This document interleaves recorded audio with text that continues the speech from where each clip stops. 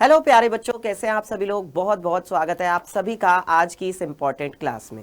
तो एक बार सभी प्यारे बच्चे जो है जल्दी से इस क्लास को शेयर कर देंगे अपने सभी दोस्तों के पास, भाई बहनों के पास जो क्लास 10th की तैयारी में लगे हुए हैं।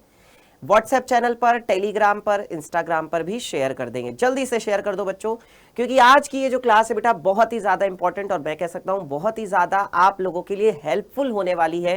क्योंकि आज की इस क्लास में हम लोग पढ़ने जा रहे हैं अपनी पूरी की पूरी किताब के 14 के 14 जो चैप्टर्स हैं उन सारे चैप्टर्स के सभी फॉर्मूले। और ये वो फॉर्मूले होंगे, ये वो कंसेप्ट होंगे बेसिकली एक तरह से कि जो आपके बेटा बोर्ड एग्जाम के लिए बहुत ज्यादा इंपॉर्टेंट है। और इस टाइम पर, इस मोमेंट पर, क्योंकि आपके प्री बोर्ड्स भी आने वाले हैं तो प्री बोर्ड में भी आपको बेटा इनसे हेल्प मिल जाएगी। एक बार जल्दी से सारे बच्चे कमेंट करके मुझे बताएंगे कि आप लोगों के भी प्री बोर्ड अभी आने वाले हैं ना। फटाफट से बता दो, आने वाले हैं प्री बोर्ड की नहीं आने वाले हैं? यस। और प्री बोर्ड में भी आप लोगों को बेटा जी पूरे मार्क्स लाने हैं। तो एक बार फटाफट से क्लास को शेयर करिए और बढ़ते हैं फिर आगे। तो प्यारे बच्चों देखो, हमारे लिए बेटा जी सबसे जरूरी है मेहनत, है ना। अगर हम लोगों ने किसी चीज को ठान लिया है, अगर हम लोगों ने ये अपने मन में बैठा लिया है कि हमें जो है मैथ्स में 100 में से 100 नंबर लाने हैं, तो फिर कोई दुनिया की ताकत जो है वो रोक नहीं सकती हमें। कौन कहता है कि कामयाबी किस्मत तय करती है? अगर इरादों में दम हो तो मंजिलें भी झुका करती हैं। इसी एक बुलंद इरादे के साथ बेटा अगर आपका इरादा मजबूत है कि नहीं मेरे को 100 में से 100 नंबर लाना है, तो प्यारे बच्चों आपके लिए कोई भी रोड़ा, कोई भी आपके रास्ते का कांटा नहीं बन सकती। कोई भी चीज आपके 100 में से 100 नंबर जरूर आएंगे। तो एक बार सभी प्यारे बच्चे जो 100 में से 100 नंबर लाना चाहते हैं मैथ्स में बोर्ड के पेपर में 2026 में, या मैं ये भी कह सकता हूं अभी आप लोगों के क्योंकि प्री बोर्ड भी आने वाले हैं तो प्री बोर्ड में भी 100 में से 100 लाना है। हर बोर्ड, हर एग्जाम को, हर टेस्ट को बेटा जी आप लोगों को सीरियस लेना है। उसको हर टेस्ट को बेटा आपको ऐसे मान करके चलना है कि जैसे कि आप बोर्ड का एग्जाम देने जा रहे हो। और आपको यही मानना है कि बस मुझे पूरे में से पूरे नंबर लाने, चाहे 20 नंबर का टेस्ट होता है, चाहे 10 नंबर का टेस्ट होता है, चाहे 50 नंबर का पेपर होता है या 70 नंबर का पेपर होता है। बस आप ये सोचकर चलो, ये अपने अंदर लेकर के चलो कि मेरा एक नंबर भी कटना नहीं चाहिए, मुझे अपना एक नंबर भी गंवाना नहीं है, मुझे अपने पूरे में से पूरे नंबर लाने हैं। और फिर देखो बेटा जी आपके जो ये 100 में से 100 का सपना है वो कैसे पूरा हो जाता है। तो एक बार जल्दी से कमेंट सेक्शन में मुझे बता देंगे फटाफट से कौन कौन बच्चे 100 में से 100 नंबर लाना चाहते हैं। जल्दी से अमित सर के साथ आज ये बेटा जी आप लोग प्रॉमिस करिए कि आप लोग पूरी मेहनत करेंगे। और आज की जो ये क्लास है इसको पूरा देखने के बाद आप लोग मुझे जरूर कमेंट करके बताइएगा कि आज की ये क्लास आप लोगों को कैसी लगी, कितनी हेल्पफुल रही आपके लिए। ठीक है, ओके। लाइक कर दिया है सभी लोगों ने क्लास को, तो चलिए शुरू करते हैं बेटा। सबसे पहले हमारा पहला चैप्टर है वास्तविक संख्याएं। लेकिन वास्तविक संख्याओं से पहले बेटा जी बहुत सारे बच्चे अभी ऐसे थे जैसा कि हम लोगों ने देखा जो बहुत ज्यादा परेशान थे कि सर हम लोगों को किसी वजह से टाइम नहीं मिल पाया पढ़ने का, या हम लोग पढ़ना चाहते थे पर हमारे पास पैसे नहीं थे, हमारे पास फैसिलिटीज नहीं थी। उन सभी के लिए बेटा जी हम लोगों ने एक बहुत अच्छी चीज की है, एक बहुत अच्छा उपाय निकाला है। आप सभी बच्चों के लिए अग्नि बैच जो है बेटा जी विंटर सेल लागू हो चुकी है अग्नि बैच पर, और आप सारे बच्चे अग्नि बैच को ज्वाइन कर सकते हैं। ये बोर्ड 2026 के लिए क्रैश कोर्स है जिसमें बहुत ही कम क्लासेस में आपको पूरा का पूरा सिलेबस कंप्लीट कराया जाएगा बहुत ही कम समय में, और आपको बेटा जी हर एक टॉपिक को बहुत अच्छे से पढ़ाया जा रहा है। अग्नि बैच ऑलरेडी चल रहा है बेटा जी, आपको मैं बता देता हूं। इसमें लाइव क्लासेस मिलती हैं, टेस्ट सीरीज मिलती है, यानी जब चैप्टर कंप्लीट हो जाता है तो उसका टेस्ट भी होता है, चैप्टर वाइज PYQs भी मिलते हैं, यानी कि बोर्ड में आए हुए सवाल आपको 5-5 मॉडल पेपर्स मिलने वाले हैं इस अग्नि बैच में। इसके अलावा बेटा जी बोर्ड में आपको अच्छे नंबर लाने के लिए 95 प्लस स्कोर करने के लिए आपको हम यहां पर दे रहे हैं सुपर 500 क्वेश्चंस की PDF। एंड इसके अलावा बेटा जी मैं आपको बता देता हूं इसमें कौन कौन से सब्जेक्ट्स हैं। तो इसमें आपका मैथ्स है, साइंस है, सोशल साइंस है और इंग्लिश है। ये सभी सब्जेक्ट्स आपको यहां पर पढ़ाए जा रहे हैं प्यारे बच्चों। और सबसे मजे की बात, सबसे खुशी की बात, सबसे सुकून देने वाली बात बेटा जी कि वो ये है, ये अग्नि बैच बेटा आपको केवल 499 रुपए में मिल रहा है। तो ऐसा मौका बेटा जी फिर दोबारा नहीं आएगा। और अब मैं आपको बता दूं कि आज से बेटा जी आपके बोर्ड एग्जाम में पूरे 2 महीने हैं, ठीक 2 महीने का टाइम है आपके पास। और ये 2 महीने बेटा जी आप अग्नि बैच को दे दो और फिर देखो आपके नंबर कैसे बढ़ जाते हैं। तो केवल 499 रुपए में ज्वाइन करके आप बच्चों क्या कर सकते हैं, अग्नि बैच की क्लासेस कर सकते हैं। सारी चीजें आपको मिलेंगी। 0124-715-8250 ये नंबर है, इस नंबर पर आप कॉल कर सकते हैं अग्नि बैच ज्वाइन करने के लिए, या एक गूगल फॉर्म बेटा जी आपको दिया गया होगा, लिंक उसका डिस्क्रिप्शन में, तो आप गूगल फॉर्म को जरूर भर दीजिए, हमारी टीम आपसे कांटेक्ट कर लेगी। आपको कोई डाउट है तो आप इस नंबर पर कॉल कर सकते हैं 0124-715-8250। ठीक है, शुरू करें अपना पहला चैप्टर फॉर्मूले के लिए। तो एक बार जल्दी से सारे बच्चे कमेंट सेक्शन में आग लगा देंगे और यस सर लिख करके मुझे दिखा देंगे कि यस सर, शुरू करिए शुरू करिए शुरू करिए, जल्दी से फटाफट से, एक बार दिखना चाहिए भाई। और शेयर भी कर दो क्लास को फटाफट से। बेटा मैंने आज आप लोगों को काम की ही बात बताई है। बहुत सारे बच्चे ऑलरेडी अग्नि बैच में पढ़ाई कर रहे हैं और बहुत सारे बच्चे ऐसे भी हैं जो कहीं कोई पढ़ाई नहीं कर रहे हैं, जो सिर्फ जो है अभी तक टाइम पास कर रहे थे। लेकिन अगर उन्होंने अभी भी बैच ज्वाइन कर लिया तो मैं कह रहा हूं, मैं गारंटी दे रहा हूं बेटा इस बात की कि आपके भी बेटा जी 80% नंबर तो कहीं नहीं गए। चलो तो आगे बढ़ते हैं बच्चों, और पहला जो चैप्टर है हमारे पास वास्तविक संख्या है। बेटा वास्तविक संख्याओं से कौन कौन से किस किस टाइप के क्वेश्चन पूछे जा सकते हैं। संख्याओं की पहचान कि अगर मान लीजिए आपके पास क्या है, एक परिमेय संख्या है और इसमें आप एक अपरिमेय संख्या जोड़ देते हो, तो ये जो संख्या आएगी ये संख्या कैसी होगी। या ऐसे भी क्वेश्चन आ सकता है कि आपके पास एक परिमेय संख्या है और इसमें से आप एक अपरिमेय संख्या घटाते हो, तो ये जो संख्या होगी ये किस प्रकार की संख्या होगी। प्यारे बच्चों, जब एक परिमेय संख्या में एक अपरिमेय संख्या जोड़ी जाती है या एक अपरिमेय संख्या को घटाया जाता है तो संख्या कैसी मिलती है, अपरिमेय ही मिलती है। ये 100% कंफर्म है। कोई भी परिमेय संख्या जो होती है वो p बटे q के रूप में होती है, जहां पर q जो है बच्चों उसका 0 के बराबर नहीं होना चाहिए। परिमेय संख्याएं जैसे 1/2 है, 3/2 है, माइनस का 3/4 है। ठीक है, आपको ये भी पता होना चाहिए कि भिन्न जो है बेटा जी वो ऋणात्मक नहीं होती, जबकि परिमेय संख्या ऋणात्मक होती है। उसके बाद बेटा जी पूर्णांक देखिए, पूर्णांक में हमारे पास धनात्मक होते हैं, ऋणात्मक होते हैं और शून्य होता है। धनात्मक पूर्णांक, शून्य और ऋणात्मक पूर्णांक। पूर्ण संख्याओं में हमारे पास आती है जो 0 से शुरू होता है, 0 1 2 3 4 5 6 7 8 9 10 11 और आगे तक चलता जाता है। अगर हम पूर्ण संख्याओं के अंदर देखें तो बच्चों हमारे पास प्राकृतिक संख्याएं भी आती हैं, 1 हो गया, 2 हो गया, 3 हो गया, 4 हो गया, 5 हो गया, यानी जो गिनती गिनने वाली संख्याएं हैं। और हमारे पास एक बिल्कुल अलग संख्याएं हैं जो कि क्या है बेटा, अपरिमेय संख्या है। अपरिमेय संख्याओं में जैसे √2 हो गया, √3 हो गया और पाई भी इवन क्या है, एक अपरिमेय संख्या है। अगर यहीं पर आपसे पूछ लिया जाए बताओ 22/7 कैसी संख्या है, तो बच्चों 22/7 जो है किस रूप में है, p बटे q के रूप में है। इसका मतलब 22/7 परिमेय संख्या है, जबकि पाई जो है बेटा जी अपरिमेय संख्या, क्योंकि पाई का मान 22/7 नहीं होता है। तो यहां से तो ये हो गए। अब बच्चों अगला जो आता है हमारे पास वो आता है अंकगणित की आधारभूत प्रमेय, जिसमें हम किसी भी एक भाज्य संख्या को अभाज्य संख्याओं के गुणनफल के रूप में लिख सकते हैं। जैसे मान लीजिए कि आपके पास है 120, आपने इसके क्या किया, अभाज्य गुणनखंड की। तो सबसे छोटी अभाज्य संख्या होती है आपके पास 2, फिर 3, फिर 5, फिर 7, फिर आपके पास होता है 11, फिर 13 और इस तरीके से आगे चलता जाता है। पहले हम सबसे छोटी अभाज्य संख्या से काटते हैं, यानी 2 से काटेंगे तो 2 छिक्का 12, फिर क्या करेंगे 2 से काटेंगे तो 2 तिया 6, फिर 2 से काटेंगे तो 15 दूनी 30। अब 15 बेटा जी देखो 2 से नहीं कटेगा तो 3 से काट के देखेंगे, 3 से कट जाएगा, 3 पंजे 15, और फिर देखो 5 से 5 कटेगा, 5 एकम 5। तो बच्चों हमारे पास जो है 120 को हम कैसे लिख सकते हैं, 120 को हम लोग लिख सकते हैं 2 गुणा 2 गुणा 2 गुणा 3 गुणा 5। ये हो गया हमारे पास अभाज्य संख्याओं के रूप में भाज्य संख्या का गुणनफल, और इसी को हम लोग अंकगणित के आधारभूत प्रमेय कहते हैं। देन इसके बाद बच्चों एक बहुत ही इंपॉर्टेंट फार्मूला आता है हमारे पास, जो कि क्या है कि किन्हीं दो संख्याओं का गुणनफल उनके HCF और उनके LCM की गुणा के बराबर होता है। इस पर बच्चों 100% क्वेश्चन आएगा आप लोगों के बोर्ड के पेपर में। आपको दो संख्याएं दे दी जाएंगी, HCF या LCM दे दिया जाएगा और दूसरी चीज आपसे निकलवाई जाएगी।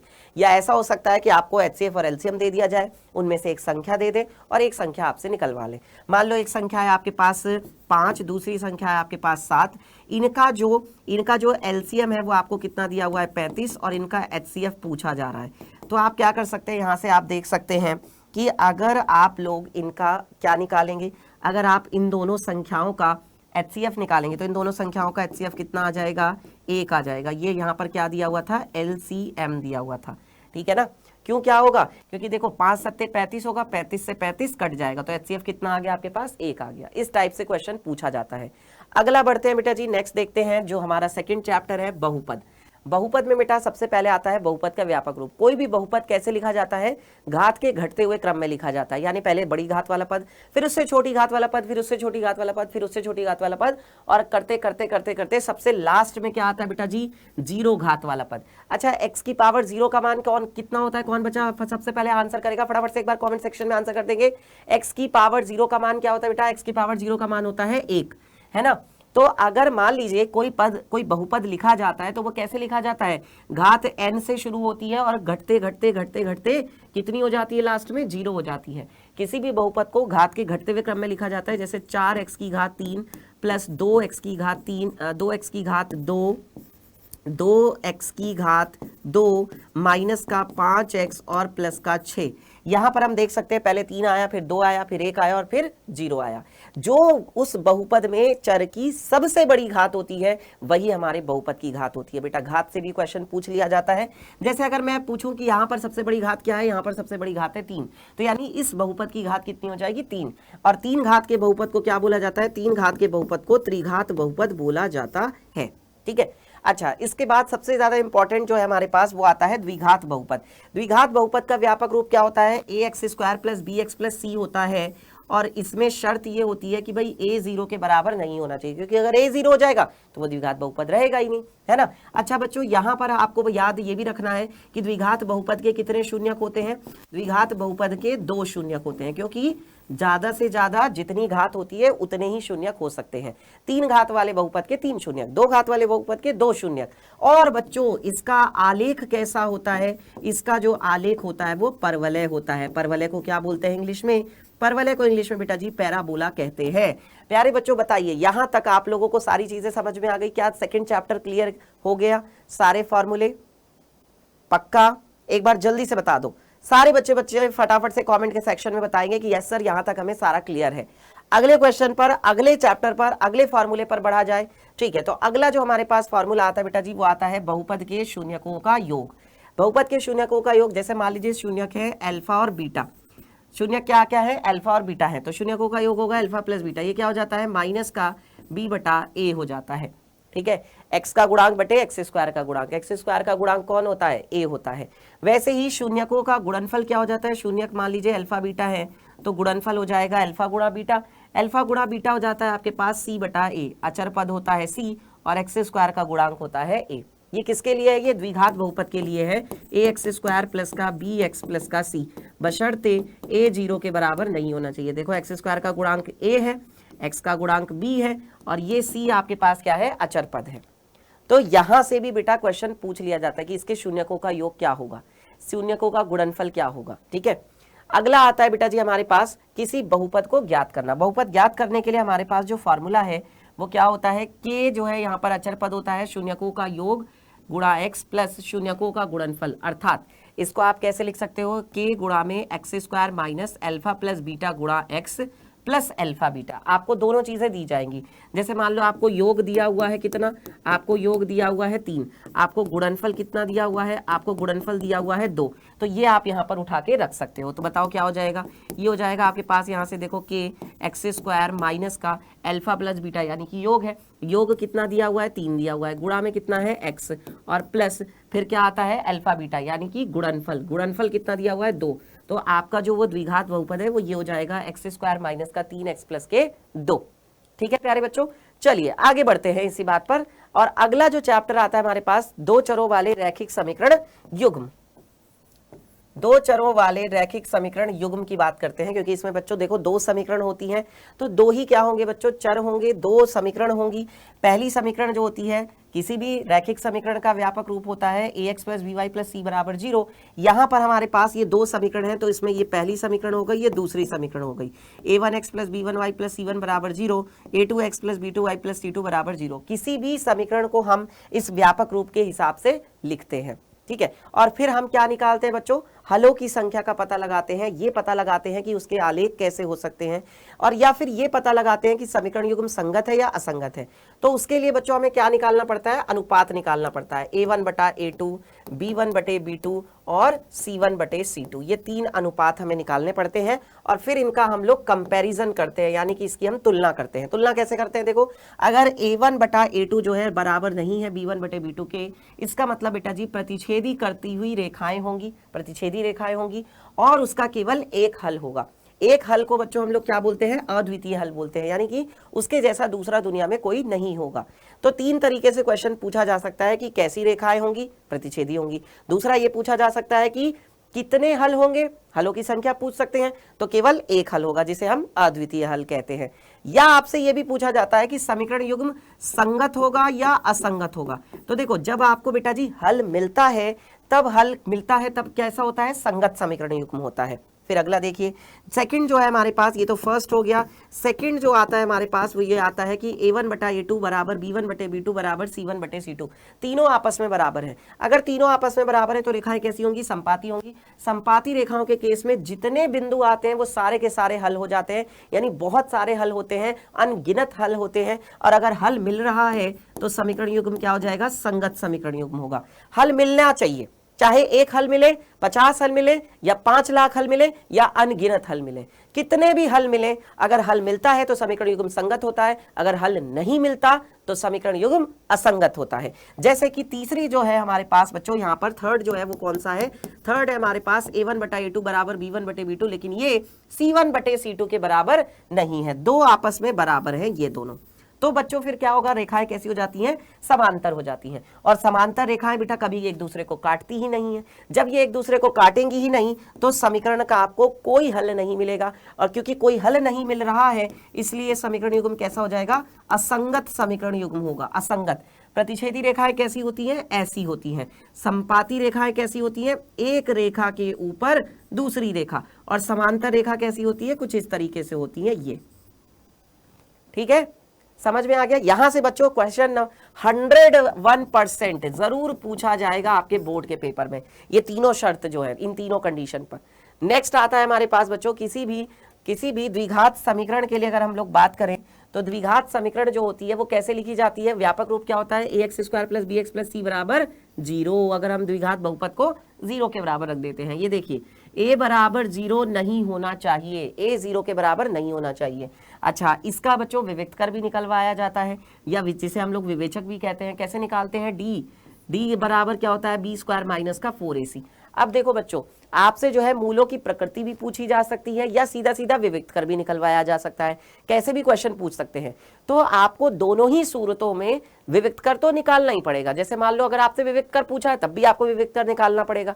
यदि आपसे क्या पूछा जाता है? मूलों की प्रकृति पूछ ली जाती है कि मूल इसके कैसे हैं, वास्तविक है, काल्पनिक है, बराबर है, असमान है, समान है, जो भी है, तो बेटा जी आपको विविक्त कर तो निकालना ही पड़ेगा, उसी से तो पता चलेगा। तो जो पहली कंडीशन आती है हमारे पास वो ये होती है कि अगर d जो है हमारे पास क्या है? 0 से बड़ा है। हमने विविक्त कर निकाला और d 0 से क्या आया? बड़ा आया। तो मूल कैसे हो जाएंगे? वास्तविक और असमान। असमान मतलब अलग अलग। और अगर क्या होता है? अगर d आपका बच्चों 0 के बराबर आ जाता है तो क्या होता है? तो आपके बच्चों मूल जो है वो वास्तविक और समान हो जाते हैं, यानी आपस में बराबर हो जाते हैं। फिर तीसरा होता है कि अगर d आपका ऋणात्मक आ जाए, ऋणात्मक मतलब कि आपका अगर d 0 से छोटा है तो मूल कैसे होंगे? वास्तविक नहीं होंगे, अर्थात मूल कैसे होंगे? काल्पनिक होंगे, आभासी भी कह सकते हैं उसको हम। और बच्चों जब मूल काल्पनिक होते हैं तब तो हम उनकी बात ही नहीं करते हैं, काल्पनिक मूलों की हम बात नहीं करेंगे, ये हम क्लास 11th में पढ़ेंगे, इसको अभी हम छोड़ देंगे। तो बच्चों आपसे तीनों में से कुछ भी कंडीशन पूछी जा सकती है। आपको ये भी दिया जा सकता है कि अगर मान लीजिए मूल बराबर है तो k का मान बताइए, p का मान बताइए। ऐसे बहुत सारे क्वेश्चन बच्चों आपके बोर्ड के पेपर में पूछे जाते हैं। तो क्या यहां तक सारी चीजें क्लियर हो गई आप सभी बच्चों को? एक बार जल्दी से क्लास को लाइक कर देंगे फटाफट से अगर मजा आ रहा है बच्चों और बढ़िया लग रही है क्लास, बढ़िया लग रहा है आपको, सारे फॉर्मूले एक साथ सारे के सारे फॉर्मूले मिल रहे हैं, आपको बिल्कुल भी परेशान होने की जरूरत नहीं है। अमित सर आपके साथ है बेटा, और जब तक अमित सर आपके साथ है डरने की क्या बात है। आपको बेटा जी 100 में से 100 नंबर दिलवा कर मानूंगा, ऐसा मैंने बच्चों ठाना हुआ है, ऐसा मैंने डे 1 से ही आप लोगों से वादा किया हुआ है। चलो अगला देखते हैं बेटा जी, हमारे पास आता है मूलों का योग और गुणनफल। देखो जैसे द्विघात समीकरण के मूल हमारे पास क्या हो जाएंगे? अल्फा और बीटा। जैसे द्विघात बहुपद के शून्यक क्या होते थे? Alpha beta. तो वहां पे हम शून्यक बोलते थे, यहां पर हम उनको क्या बोलते हैं? मूल बोलते हैं। तो यहां पर भी वही चीज है कि मूलों का योग यानी अल्फा प्लस बीटा कितना हो जाएगा हमारे पास?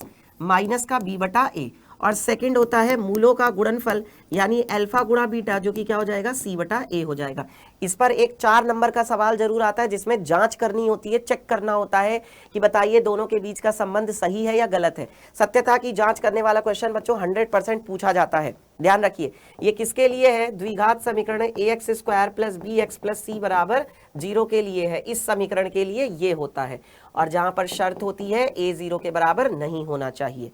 ठीक है, चलो अगला देखते हैं प्यारे बच्चों। नेक्स्ट आता है हमारे पास समांतर श्रेणी। समांतर श्रेणी में बेटा जी हमारे पास कौन सा फॉर्मूला है? देखते हैं, हमसे पहला पद पूछा जा सकता है, हमसे सार्वंतर पूछा जा सकता है। ये देखिए, ये हमारे पास एक समांतर श्रेणी है और इसमें हमसे क्या पूछा जा रहा है? बताइए पहला पद क्या होगा? तो जो सबसे पहले नंबर पर है वही पहला पद है, यानी कि 21। ठीक है, सर्वांतर कैसे निकालते हैं? आगे वाले पद में से ठीक पीछे वाला पद घटा दो, चाहे 84 में से 63 घटा दो, चाहे 63 में से 42 घटा दो, चाहे 42 में से 21 घटा दो, आपको क्या मिल जाएगा? सर्वांतर मिल जाएगा। तो मैंने 84 में से क्या घटा दिया? 63 घटा दिया, 4 में से 3 गया 1, 8 में से 6 गया 2, यानी सर्वांतर हमारे पास कितना आ गया? 21। अगर मैं क्या करता, अगर मैं 63 में से 42 घटाता, 63 में से 42 घटाता तो भी मुझे 21 मिलता, क्योंकि सर्वांतर समांतर श्रेणी के लिए समान रहता है, वो तो कभी बदलता ही नहीं है। यही तो खास बात होती है समांतर श्रेणी की। इसके बाद बच्चों अगला आता है समांतर श्रेणी का nवां पद। समांतर श्रेणी के nवें पद का बच्चों फॉर्मूला क्या होता है? समांतर श्रेणी का nवां पद जो है an बराबर a प्लस n माइनस 1 गुणा में d होता है। जब यहाँ पर n आता है तो यहाँ पर n माइनस 1 आता है। ध्यान रखिए प्यारे बच्चों, अगर आप लोगों को यहाँ पर मान लीजिए a 10 दिया जाता है तो 10 के लिए कितना हो जाएगा? 10 के लिए a प्लस कितना आएगा? 9 आएगा। अगर मान लो आपसे a 17 बोला जाता है तो बेटा 17 के लिए कितना आ जाएगा? जैसे n के लिए n माइनस 1 आता है, वैसे ही 17 के लिए क्या आएगा? a प्लस का 16 गुणा में d आएगा। एक बार जल्दी से बताएंगे 21 के लिए क्या लिखूंगा बच्चों में? बताओ। अगर a 21 है, a 21 है, यानी 21वां पद है, 21वें पद के लिए क्या लिखा जाएगा? 21वें पद के लिए वेरी गुड 20 गुणा d लिखा जाएगा। बहुत बढ़िया। और प्यारे बच्चों यहाँ पर आपसे कुछ भी पूछा जा सकता है, आपसे ये भी कहा जा सकता है कि बताइए इस समांतर श्रेणी का 20वां पद क्या होगा, या आपसे ये भी कहा जाता है कि समांतर श्रेणी में कुल कितने पद हैं, यानी n की संख्या भी पूछी जा सकती है। समांतर श्रेणी में पदों की संख्या जो है वो भी आपसे निकलवाई जा सकती है बेटा जी, या आपसे पहला या फिर सार्वांतर जो है वो निकलवाया जा सकता है। तो हर टाइप का क्वेश्चन तैयार करना है, ठीक है, यही इसमें फॉर्मूला है। अगला आता है समांतर श्रेणी के n पदों का योगफल। तो समांतर श्रेणी के n पदों के योगफल के लिए बच्चों 2 फॉर्मूले हैं, 2 सूत्र हैं। पहला जो है वो क्या है? Sn बराबर n/2 2a plus n minus 1 गुणा में d, और दूसरा फॉर्मूला हमारे पास आता है Sn बराबर n/2 a plus l। L यहाँ पर क्या होता है बच्चों? एल यहाँ पर होता है लास्ट टर्म। लास्ट टर्म जिसको हम लोग क्या बोलते हैं? अंतिम पद कहते हैं, अंतिम पद। और अगर मान लो हमारी श्रेणी में कुल n पद ही है, यदि श्रेणी में कुल n पद हो, यदि कुल n पद हो तो बच्चों l किसके बराबर हो जाता है? nवें पद के बराबर हो जाता है। यानी अगर आपको जो nवां पद दिया गया होगा वही आपका अंतिम पद होगा, जो सबसे लास्ट में दिया जाएगा वही आपका nवां पद हो जाता है। तो ये 2 फॉर्मूले हैं। दूसरा वाला फॉर्मूला आप तभी लगाएंगे बेटा जी जब आपको पहला और अंतिम पद पता हो। जैसे मान लो आपको एक श्रेणी दी गई है, क्या दी गई है श्रेणी? 2 5 8 11 डैश डैश डैश, और ये कहाँ तक दी गई है? ये मान लो आपको यहाँ पर दी गई है 24 तक, ठीक है, 24 तक दी गई है, मान के चलो, है ना। तो अब आपसे कहा जाता है कि इस श्रेणी के, है ना, 10 पदों का योग बताओ, इस श्रेणी के 10 पदों का योग बताओ। तो आपको क्या दिया हुआ है? ये n बराबर कितना दिया है? 10। ये क्या हो जाएगा आपके पास? a बराबर हो जाएगा 2, ठीक है। d के लिए जरूरत नहीं है। l बराबर कितना है आपके पास? l बराबर है 24। अब आप क्या करोगे? अब आप सीधा यहाँ पर फॉर्मूला लगाओगे, Sn बराबर n/2 a प्लस l, है ना। तो n कितना है आपके पास? 10। तो ये हो जाएगा 10/2, a कितना है आपके पास? 2, और l कितना है आपके पास? 24। तो 2 + 24, यानी ये हो जाएगा 10/2 का मतलब हो गया 5, और 24 और 2 कितना हो गया? 26, और गुणा कर देंगे कितना आ जाएगा? 130। इस तरीके से बच्चों हम लोग कर सकते हैं जब पहला और अंतिम पद पता हो। आ रही है बात समझ में? सभी को क्लियर हो गया बेटा जी? ठीक है ना। ये मैंने अपने पास से एग्जाम्पल दिया है, देख लेना कि इसका लास्ट पद ये है या नहीं है, ये कोई पद है इसका या फिर नहीं है। 11 के बाद क्या आएगा? 11 के बाद आपका आ जाएगा 14, 14 के बाद आपका जो है जुड़ता जाएगा 14 के बाद कितना हो जाएगा? 17 हो जाएगा, है ना। 3 3 जोड़ रहे हैं हम लोग, 3 जोड़ रहे हैं हम लोग। 17, 17 के बाद कितना आएगा? 20, 20 के बाद कितना आ जाएगा? 23, 23 आएगा यहाँ पर। चलो ठीक है, कोई बात नहीं, 23 आएगा यहाँ पर। तो आप इसको मान लो कि ये 23 तक दिया गया है, ऐसा मान लो कि आपको ये कितना दिया गया है, 23 तक दिया गया है। तो आप यहाँ पर क्या लिख सकते हो, 23 लिख सकते हो। और फिर क्या हो जाएगा बताओ, ये हो जाएगा आपका 5, 5 गुणा में 25, 25 पंजे कितना होता है 125, ये हो गया। ठीक है, समझ में आ गया बच्चों। चलो आगे बढ़ते हैं। अगला आता है हमारे पास छठा त्रिभुज, छठा चैप्टर त्रिभुज। त्रिभुज में बेटा देखो 2-3 चीजें बहुत ज्यादा इंपॉर्टेंट है। सबसे पहले तो गुण पता होने चाहिए। जैसे समकोण त्रिभुज किसे कहते हैं, जिसमें एक कोण 90 डिग्री का होता है, उसको समकोण त्रिभुज कहा जाता है। ठीक है, अच्छा इसके बाद बच्चों आता है समद्विबाहु त्रिभुज। समद्विबाहु त्रिभुज कौन सा होता है, जिसमें दो भुजाएं आपस में क्या होती है, बराबर होती हैं। जो दोनों भुजाएं बराबर होती हैं उनके सामने वाले कोण भी बराबर होते हैं। इसके सामने ये वाला कोण, इसके सामने ये वाला कोण, तो ये वाला कोण इस कोण के बराबर होगा। अगर मान लो ये वाला कोण 45 डिग्री है तो ये भी कितना होगा, 45 डिग्री होगा। इसे हम समद्विबाहु त्रिभुज बोलेंगे। समबाहु की खास बात होती है कि समबाहु त्रिभुज जो होता है उसकी तीनों भुजाएं आपस में बराबर होती हैं, तीनों कोण भी बराबर होते हैं। और तीनों कोण कितने कितने डिग्री के होते हैं, तीनों कोण 60-60 डिग्री के होते हैं। समबाहु त्रिभुज का क्षेत्रफल क्या होता है, √3/4। जो इसकी भुजा होती है, भुजा का क्या कर देते हैं, वर्ग कर देते हैं। समकोण त्रिभुज का क्षेत्रफल क्या होता है, समकोण त्रिभुज का क्षेत्रफल, समकोण त्रिभुज का क्षेत्रफल, समकोण त्रिभुज का क्षेत्रफल होता है बेटा जी 1/2 आधार, आधार गुणा क्या ले लेते हैं, लंब ले लेते हैं। 1/2 आधार गुणा लंब। लंब ही क्या होता है बेटा, लंब ही आपके पास ऊंचाई का काम करता है। 1/2 आधार गुणा ऊंचाई। ठीक है, और यहाँ पर बच्चों एक चीज आपको और ध्यान रखनी है, समकोण त्रिभुज के लिए ही पाइथागोरस की प्रमेय। तो समकोण त्रिभुज में पाइथागोरस प्रमेय लगती है। बताओ पाइथागोरस प्रमेय क्या होती है, पाइथागोरस प्रमेय होती है कर्ण का वर्ग बराबर क्या हो जाता है, कर्ण का वर्ग बराबर हो जाता है आधार का वर्ग, आधार का वर्ग और प्लस क्या होता है, लंब का वर्ग। अच्छा अगर मैं आपसे पूछूं तो आप सारे बच्चे कमेंट के सेक्शन में बताएंगे, जल्दी से कमेंट करके फटाफट से बताएंगे कैसे आप पहचानोगे कि कर्ण भुजा कौन सी है। एक समकोण त्रिभुज में कर्ण भुजा पहचानने का तरीका क्या है, जल्दी से बता दो बच्चों फटाफट से। तो कर्ण भुजा पहचानने का तरीका यह है कि आप ये देखोगे 90 डिग्री के सामने कौन सी भुजा है, 90 डिग्री के सामने जो भुजा होगी बेटा वही आपकी क्या होगी, कर्ण भुजा होगी। Very good. और दूसरी पहचान क्या होती है, एक पहचान और होती है, जल्दी बता दो वो कौन सी पहचान है। एक पहचान और होती है बेटा समकोण त्रिभुज में कर्ण भुजा को पहचानने का, और वो होती है बच्चों क्या, बहुत बढ़िया बहुत बढ़िया बहुत बढ़िया, लाजवाब। तो बेटा दूसरी जो आती है वो आती है ये कि समकोण त्रिभुज में सबसे लंबी भुजा ही क्या कहलाती है, कर्ण भुजा कहलाती है। जो सबसे बड़ी भुजा होगी, जो सबसे लंबी भुजा होगी वही क्या होगी, कर्ण भुजा होगी। तो सबसे लंबी भुजा कौन होती है, कर्ण भुजा होती है। वेरी गुड, बहुत बढ़िया।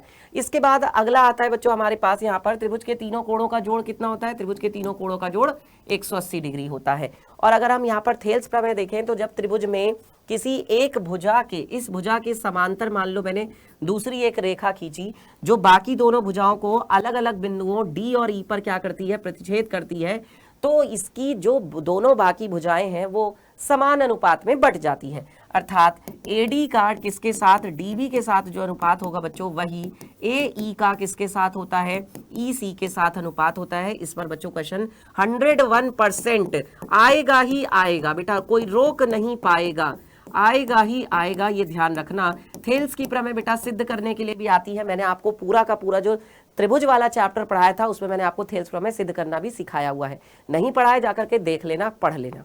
चलो इसके बाद बच्चों सबसे जरूरी चीज, जब हम लोग समरूपता की कसौटियां पढ़ते हैं तो उस टाइम पर सबसे जरूरी चीज काम आती है संगतता।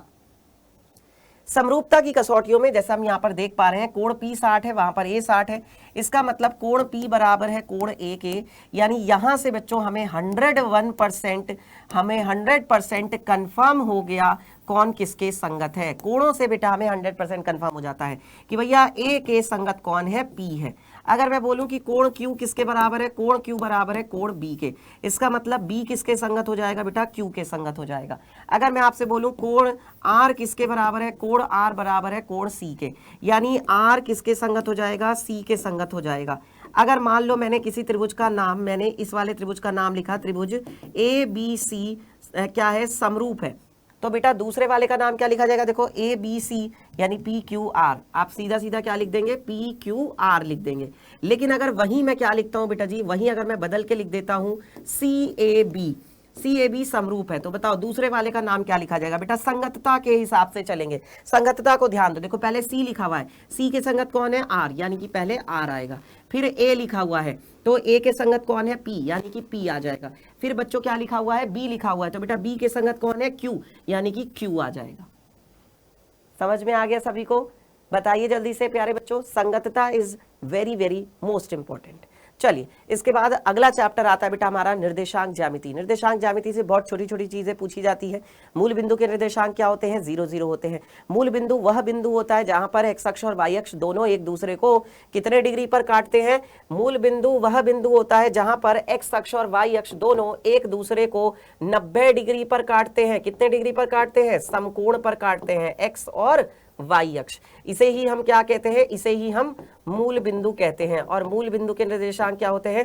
मूल बिंदु के निर्देशांक होते हैं 0 0। ठीक है, किसी भी बिंदु के निर्देशांक कैसे लिखा जाता है? पहले x लिखते हैं, फिर y लिखते हैं। और भुज तथा कोटि क्या होती है? देखो भुज किसको कहते हैं? x को। कोटि किसको कहते हैं? y को कहते हैं। ठीक है, अगला जो आता है बेटा वो आता है हमारे पास कार्तीय तल, चतुर्थांश तथा मूल बिंदु। देखिए आपसे ये पूछा जा सकता है बेटा जी कि पहले चतुर्थांश में स्थित बिंदु के निर्देशांक कैसे होंगे? दूसरे में अगर कोई बिंदु है, कोई बिंदु आपको दे दिया जाएगा, कहेंगे कि बताइए कि इसके निर्देशांक जो है यहाँ पर ऊपर की तरफ प्लस का y होगा, यहाँ माइनस का x होगा, नीचे माइनस का y होगा। किसी बिंदु के निर्देशांक दे दिए जाएंगे और ये पूछेंगे कि बताइए ये कौन से चतुर्थांश में है। तो बेटा देखो, अगर पहले चतुर्थांश की मैं बात करूं, ये पहला चतुर्थांश हो गया, ये दूसरा हो गया, ये आपका तीसरा हो जाएगा और ये आपका चौथा चतुर्थांश हो जाएगा। ठीक है, तो पहले में क्या होता है? देखो दोनों जो है बच्चों प्लस होते हैं। पहले में दोनों के दोनों क्या होते हैं? प्लस होते हैं। दूसरे की अगर बात करें तो पहले x आएगा यानी माइनस, फिर y आएगा यानी कि प्लस। ठीक है, अगर तीसरे की बात करूं तो इधर से माइनस हो जाएगा, ये भी इधर से क्या आ जाएगा? माइनस आ जाएगा। चौथे की अगर बात करें तो इधर से पहले क्या आएगा? x आएगा प्लस का, इधर से y जाएगा कैसा? माइनस का, तो प्लस माइनस हो जाएगा। ठीक है, जो मूल बिंदु होता है बेटा वो कहाँ होता है? चौराहे वाले बिंदु को मूल बिंदु कहा जाता है। चौराहे वाला बिंदु जिसे क्या बोलते हैं? 0 0, यानी कि मूल बिंदु। ठीक है, अच्छा इसके बाद बेटा जी दूरी सूत्र पूछते हैं। दूरी सूत्र पर क्वेश्चन 100% आता है। दूरी सूत्र क्या होता है? दो बिंदु अगर आपको दिए गए हैं, एक बिंदु के निर्देशांक है x1, y1, दूसरे बिंदु के निर्देशांक है x2, y2, तो उन दोनों बिंदुओं के बीच की दूरी क्या हो जाती है? x2 - x1 का whole square plus y2 - y1 का होल स्क्वायर। ये पूरा वर्गमूल के अंदर होता है, अंडर रूट के अंदर होता है। ध्यान ये रखना बेटा जी कि दूरी सदैव कैसी होती है? दूरी सदैव धनात्मक होती है। कभी भी दूरी जो है ऋणात्मक नहीं होगी, माइनस में नहीं होगी। और दूरी का मात्रक जरूर लिखे यहाँ पर, इतने मात्रक। ठीक है, यहाँ पर मात्रक जरूर लिखे। ठीक है, अच्छा बच्चों यहाँ पर आपसे ये भी पूछा जा सकता है, डायरेक्ट एक फॉर्मूला लिख लीजिए मूल बिंदु से दूरी का। मूल बिंदु से दूरी का फॉर्मूला है ना, मूल बिंदु से दूरी का फॉर्मूला क्या हो जाएगा? मूल बिंदु से दूरी का फॉर्मूला हो जाएगा। देखिए मूल बिंदु के निर्देशांक क्या होते हैं? 0 0। तो मूल बिंदु से दूरी का सूत्र होता है अंडर रूट के अंदर x² प्लस y²। ये उस बिंदु के दूरी है जिसके निर्देशांक क्या है? x, y की। ठीक है, अंडर रूट के अंदर क्या आ जाएगा? x² प्लस y², और यहां पर क्या लिखोगे आप? मात्रक। ठीक है, इस पर भी क्वेश्चन पूछा गया है बच्चों। यहां से एक चीज और बता देता हूं, आपसे ये भी पूछा जा सकता है कि बताइए अगर आपके पास क्या दिया हुआ है? एक बिंदु दिया हुआ है जिसके निर्देशांक है 4, -3, तो इसकी x अक्ष से दूरी क्या है? x अक्ष से दूरी पूछी जा सकती है बेटा। तो x अक्ष से दूरी के लिए क्या बताओगे? x अक्ष से दूरी के लिए बताओगे बिंदु का y निर्देशांक। आपसे बच्चों बिंदु देकर के ये भी कहा जाता है, जैसे मान लो -4, 3 दिया हुआ है, इसकी कहां से? इसकी y अक्ष से दूरी बताइए। तो बेटा जी y अक्ष से दूरी के लिए क्या हो जाएगा? y अक्ष से दूरी के लिए आप बताओगे बिंदु का x निर्देशांक। उल्टा होता है मेरे प्यारे बच्चों, उल्टा होता है। ध्यान दो, अगर x अक्ष से दूरी पूछी जाएगी तो y निर्देशांक बताओगे, अगर y अक्ष से दूरी पूछी जाएगी तो x निर्देशांक बताओगे। अब जैसे यहाँ पर y निर्देशांक कितना है? -3, तो क्या दूरी माइनस में होती है? दूरी हमेशा धनात्मक होती है, माइनस में नहीं होती। तो आपका आंसर क्या होगा? 3 होगा। यहाँ देखो इस बिंदु की y अक्ष से दूरी, ये x है ये y है। ठीक है, तो x निर्देशांक बताना पड़ेगा, उसका उल्टा। अब यहाँ पर x निर्देशांक क्या है? -4, पर दूरी तो -4 नहीं हो सकती ना, दूरी तो ऋणात्मक नहीं हो सकती, यानी दूरी आपके पास यहाँ पर क्या हो जाएगी? 4 हो जाएगी। ध्यान रहे, इस पर भी बच्चों बोर्ड के पेपर में सवाल आया है, MCQs में 1 नंबर में। ठीक है, चलो आगे बढ़ते हैं बच्चों। अगला आता है अंतः विभाजन करने वाले बिंदु के निर्देशांक।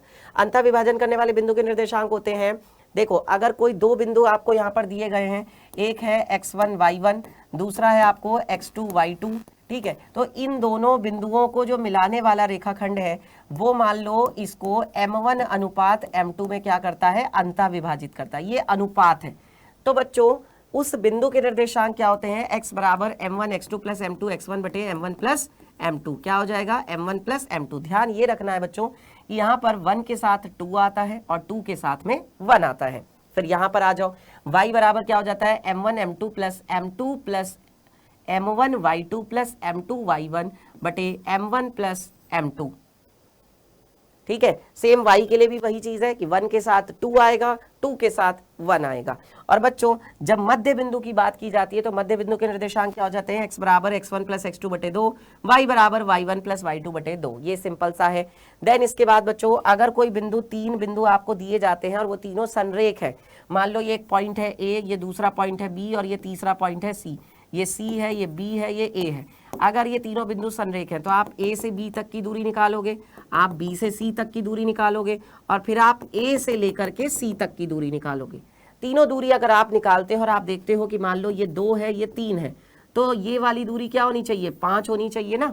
कहने का मतलब ये है कि AB प्लस BC है ना, ये वाली दूरी और ये वाली दूरी को जोड़ने पर क्या आना चाहिए, A से लेके C तक का आना चाहिए। अगर ये प्रतिबंध संतुष्ट होता है तो हम कहेंगे कि वो तीनों बिंदु संरेख है, अदरवाइज संरेख नहीं है। ठीक है, अब ये चीज हो गई। चलिए इसके बाद बच्चों सबसे ज्यादा इंपॉर्टेंट चैप्टर एंड सबसे ज्यादा स्कोरिंग चैप्टर आता है त्रिकोणमिति। तो त्रिकोणमिति से किस किस बच्चे को डर लगता है, एक बार जरा कमेंट सेक्शन में बता देंगे मुझे, क्या आप लोगों को भी त्रिकोणमिति से डर लगता है? आज बेटा जी इस त्रिकोणमिति के डर को खत्म करना है। और कैसे खत्म करना है, फॉर्मूला देख करके। समकोण त्रिभुज और पाइथागोरस प्रमेय तो आप जानते ही है कि बेटा जी समकोण त्रिभुज एक ऐसा त्रिभुज जिसमें एक कोण 90 डिग्री का होता है। 90 डिग्री के सामने वाली भुजा कर्ण भुजा कहलाती है। जिस कोण की बात चलती है, मान लो बच्चों अगर इस कोण की बात चल रही है तो इस कोण से लगी हुई भुजा क्या बनेगी, आधार भुजा बनेगी। ठीक है, जिस कोण की बात चलती है उससे लगी हुई भुजा क्या होती है, आधार भुजा होती है। ठीक है, और उसके सामने वाली भुजा क्या होती है, लंब भुजा होती है। पाइथागोरस की प्रमेय क्या कहती है, पाइथागोरस प्रमेय कहती है कर्ण का वर्ग किसके बराबर हो जाएगा, कर्ण का वर्ग हो जाएगा आधार का वर्ग प्लस का लंब का वर्ग, आधार का वर्ग प्लस का लंब का वर्ग। यहीं पर प्यारे बच्चों आप लोगों से कहना चाहूंगा कि अगर आप लोगों को आज की ये क्लास अच्छी लग रही है, अगर आप लोगों को ये क्लास हेल्पफुल लग रही है बेटा जी, तो जल्दी से इस क्लास को लाइक कर दीजिए फटाफट से। एक लाइक बेटा अपनी मेहनत के लिए और एक लाइक आपके अमित सर की मेहनत के लिए। साथ छोड़ना नहीं है, एक एक नंबर बच्चों बटोरना है, तब जाकर के 100 में से 100 का सपना पूरा होगा। चलो आगे बढ़ते हैं बच्चों। अगला आता है हमारे पास सारे त्रिकोणमितीय अनुपात। तो त्रिकोणमितीय अनुपातों को याद करने की जो ट्रिक है बेटा वो क्या है, लाल बटे कक्का। लाल बटे क्या हो जाएगा, कक्का। यानी कि आप यहां पर कैसे लिख सकते हैं, देखो इसको, पहले वाला आपका क्या हो जाता है, पहले वाला आपका हो जाता है साइन, दूसरे वाला कॉस और तीसरे वाला हो जाता है टेन। तो लंब बटे कर्ण क्या हो जाता है, साइन थीटा। आधार बटे कर्ण हो जाता है आपका कॉस थीटा और लंब बटे आधार क्या हो जाता है आपका टेन थीटा। इसी का उल्टा कर देते हैं तो क्या मिल जाता है आपको, कोसेक मिल जाता है, सेक मिल जाता है और कॉट मिल जाता है। जस्ट अगर इनका उल्टा करते हैं तो जैसे कि सेक क्या हो जाएगा, कर्ण बटे आधार, क्योंकि सेक क्या होता है, कॉस का उल्टा होता है। जैसा कि आप देख सकते हैं, कुछ और संबंध देख लेते हैं, कुछ और फॉर्मूले देख लेते हैं बेटा जी। साइन थीटा जो है, कॉसेक थीटा एक दूसरे के उल्टे होते हैं। ठीक है, अगर आप देखो सेक थीटा बराबर क्या होता है, 1 कॉस थीटा, या कॉस थीटा और सेक थीटा की गुणा करोगे तो क्या मिलेगा, कॉस थीटा और सेक थीटा की अगर हम इधर गुणा कर दें तो ये 1 के बराबर मिलेगा। वही सारे फॉर्मूले हैं, कैसे भी आप उसको घुमा फिरा के लिख सकते हो। टेन थीटा कॉट थीटा की गुणा करोगे तो क्या मिलेगा, 1 मिलेगा। या ये भी कह सकते हैं कि कॉट थीटा या टेन थीटा दोनों एक दूसरे के उल्टे होते हैं। जैसे मान लो अगर आपको टेन थीटा कितना दिया हुआ है, 3/4, तो बताइए फिर आपका कॉट थीटा कितना हो जाएगा, कॉट थीटा आपका हो जाएगा जस्ट इसका उल्टा यानी कि 4/3। अगर आपको मान लीजिए यहाँ पर क्या दिया हुआ है, सेक थीटा आपको बच्चों 2 दिया हुआ है, तो बताओ कॉस थीटा क्या हो जाएगा। कॉस थीटा जो होता है बेटा वो सेक थीटा का उल्टा होता है, 1/सेक थीटा होगा यानी 1/2 हो जाएगा। ठीक है, इस प्रकार से बच्चों आपको पता होना चाहिए। एंड देन इसके बाद जो अगला आता है बच्चों वो क्या आता है, टेन थीटा। किसका टेन थीटा क्या होता है, टेन थीटा जो होता है वो साइन थीटा बटे कॉस थीटा होता है। ठीक है, सेम ऐसे ही कॉट क्या हो जाएगा, कॉट थीटा हो जाएगा कॉस थीटा बटे में साइन थीटा। कॉस थीटा क्या हो जाएगा, कॉस थीटा बटे साइन थीटा। देखो ये रहा, ठीक है ना, क्योंकि टेन थीटा कॉट थीटा का उल्टा होता है, या ये कह लो कि कॉट टेन का उल्टा होता है, दोनों एक दूसरे के उल्टे होते हैं। ठीक है, चलिए अगला आता है बेटा सारणी। सारणी बहुत ज्यादा इंपॉर्टेंट है। सारणी को मैं याद करने की बच्चों ट्रिक भी बता देता हूं आपको साथ के साथ। अगर आपको याद नहीं है तो आप वहां पर बना भी सकते हैं, ताकि जल्दी से फटाफट से आपको जो है एक भी मान याद ना करना पड़े बेटा जी, रटना ना पड़े। तो आप यहाँ पर गिनती शुरू करिए 0 से। 0, 1, 2, 3 और 4। फिर इन सबको आपको क्या करना है बेटा, अलग रंग से दिखा देता हूं। इन सबको आपको 4 से भाग दे देना है। लो भाई मैंने सबको 4 से भाग दे दिया। फिर बेटा जी लास्ट स्टेप होता है कि इन सबको अंडर रूट के अंदर यानी वर्गमूल के अंदर बंद कर दीजिए। इसके ऊपर भी वर्गमूल, इसके ऊपर भी वर्गमूल, इसके ऊपर भी वर्गमूल, इसके ऊपर भी वर्गमूल, इसके ऊपर भी वर्गमूल। तो आपके पास बेटा जी क्या आ जाएगा, आंसर आ जाएगा। ये देखिए, जब 0 को 4 से भाग दोगे 0 आएगा। 4 का वर्गमूल कितना आता है, 2 आता है। ये देखो बेटा जी, 2 एकम 2, 2 दूनी 4, तो 2 रह गया वर्गमूल के अंदर, है ना। 2 एकम 2, 2 दूनी 4, तो 2 रह गया वर्गमूल के अंदर। 3 तो नहीं आएगा, लेकिन 4 का वर्गमूल कितना होता है, 2। 4 को 4 से काटोगे कितना आ जाएगा, 1 आ जाएगा। ठीक है। फिर बच्चों हम लोगों को अगर कॉस का मान निकालना है तो हम इसी का क्या कर देते हैं, विपरीत। इसको सबसे इधर पहुंचा देंगे। ये आपके पास कितना आ जाएगा बेटा, ये आपके पास यहां से आ जाएगा 1। वेट अ मिनट, ये आपके पास 1 आ जाएगा। और जो बेटा जी इधर वाला मान है वो कहां पहुंच जाएगा, इधर वाला मान जो है वो सबसे लास्ट में पहुंच जाएगा, यानी कि यहां पर। ठीक है। और जो बीच का मान होता है वो बीच में ही रहता है। ये देखो 1/√2, 1/√2, और ये देखो √3/2 इधर आ गया, 1/2 इधर चला गया। इस प्रकार से हम लोग त्रिकोणमितीय सारणी बना सकते हैं खुद से भी। ठीक है। अच्छा बच्चों, इसके बाद आती है त्रिकोणमितीय सर्वसमीकाएं, जिस पर क्वेश्चन जरूर पूछते हैं। तो सबसे ज्यादा इंपॉर्टेंट है sin square theta plus cos square theta बराबर 1। इससे दो सर्वसमीकाएं बनती हैं। अगर मैं क्या करूं, अगर मैं cos स्क्वायर थीटा को उधर ले जाऊं तो क्या हो जाएगा, 1 minus cos square theta sin square theta के बराबर आ जाएगा। 1 माइनस sin स्क्वायर थीटा करें तो वो किसके बराबर होता है, cos स्क्वायर थीटा के बराबर होता है। दूसरी सर्वसमीका होती है sec square theta minus tan square theta बराबर 1। अगर मैं tan स्क्वायर थीटा को उधर ले जाऊं तो क्या बनेगा, तो देखो sec स्क्वायर थीटा बराबर 1 प्लस tan स्क्वायर थीटा बन जाएगा।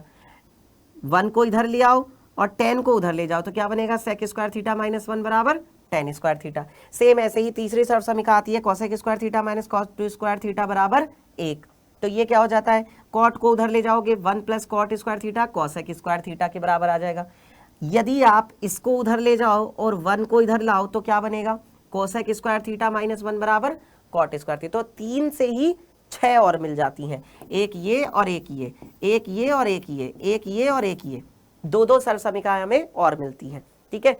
तो प्यारे बच्चों, इसके बाद अगला चैप्टर आता है त्रिकोणमिति के कुछ अनुप्रयोग, जिसमें ऊंचाई और दूरी से रिलेटेड प्रॉब्लम्स होती हैं। इसमें बच्चों आपको याद रखना है कि प्रेक्षक किसे कहते हैं। ठीक है। दृष्टि रेखा किसे कहते हैं, तो प्रेक्षक की आंख से उस वस्तु को मिलाने वाली रेखा क्या कहलाती है, दृष्टि रेखा कहलाती है। यही यहाँ पर लिखा हुआ है। वह व्यक्ति जो किसी वस्तु को देखता है दर्शक या प्रेक्षक कहलाता है।